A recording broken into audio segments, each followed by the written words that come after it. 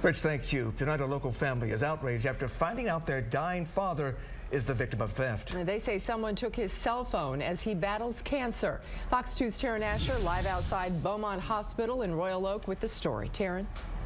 Yeah, the man is very sick right now. His daughter says they just bought him the iPhone 6, something to make him happy, something for him to use. He's very weak right now, something for him to be able to call somebody. The numbers are programmed him if he needed anything.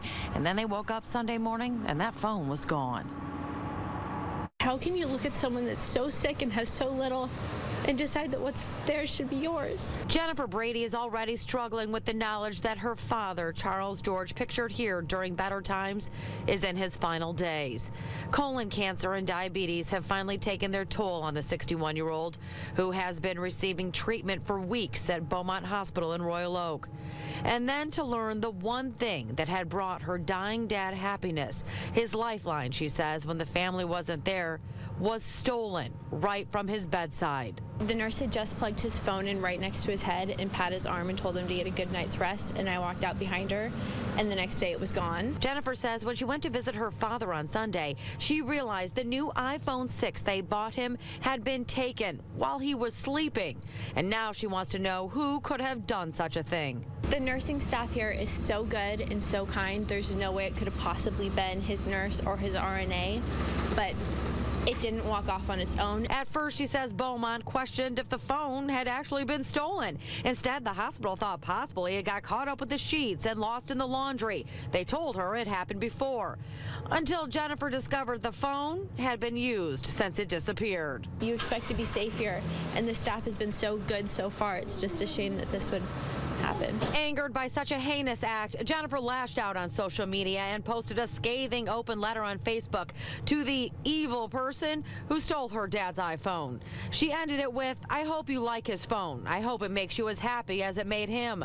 But mostly I hope if you ever end up in his shoes, no one would ever take advantage of you." I can't believe that somebody would take a cell phone from the pillow of a man that is as sick as my dad. Like, I understand it's a $1,000 phone, but I can't afford to replace it.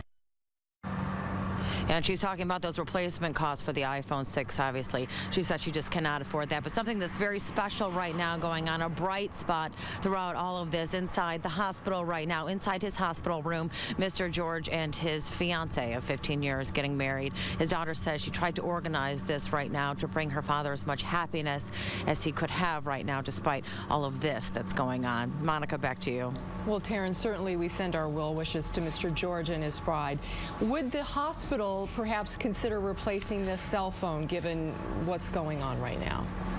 Well, you know, the daughter said that really they've been very sympathetic, but that said that there's something that they just cannot do right now. They are looking into it, investigating what happened, their security measures, even talking about possibly discounting some of the hospital bills, but not replacing that iPhone. Now, we tried to talk to them as well. The hospital initially told us that they were looking into what happened, but once we found out that from the daughter that it wasn't caught in the laundry, they have not yet given us any real updates on what has happened and what they are possibly going to do to remedy the situation. So we're waiting. Maybe Back to there you. will be a change of heart. All right. Thanks, Taryn.